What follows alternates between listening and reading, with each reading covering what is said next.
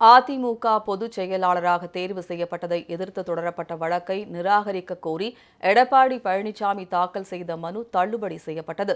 கடந்த 2022ஆம் ஆண்டு ஜூலை 11ஆம் தேதி நடைபெற்ற பொதுக்குழு கூட்டத்தில் எடப்பாடி பழனிசாமி பொதுச் செயலாளராக தேர்வு செய்யப்பட்டார்.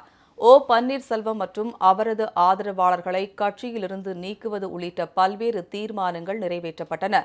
இந்த தீர்மானங்கள் செல்லாது என அறிவிக்க கோரியும் அதிமுக பொதுச் செயலாளராக எடப்பாடி பழனிசாமி தேர்வு செய்யப்பட்டதை ரத்து செய்ய கோரியும் திண்டுக்கல்லை சேர்ந்த சூரியமூர்த்தி என்ற அதிமுக வழக்குரைஞர் சென்னை உரிமையியல் நீதிமன்றத்தில் வழக்கு தொடர்ந்தார்.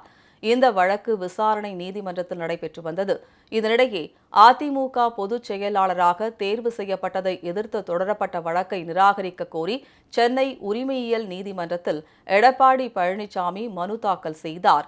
இந்த மனு இன்று விசாரணைக்கு வந்தபோது எடப்பாடி பழனிசாமி தாக்கல் செய்த மனுவை தள்ளுபடி செய்து நீதிபதி ஆணையிட்டார். அதிமுக பொதுச் செயலாளரை அடிப்படை உறுப்பினர்கள் தேர்வு செய்ய வேண்டும் என்றும் பொதுச் செயலாளர் நியமனத்திற்கு எதிராக தொடரப்பட்ட வழக்கு செல்லும் என்றும் நீதிபதி தெரிவித்தார்.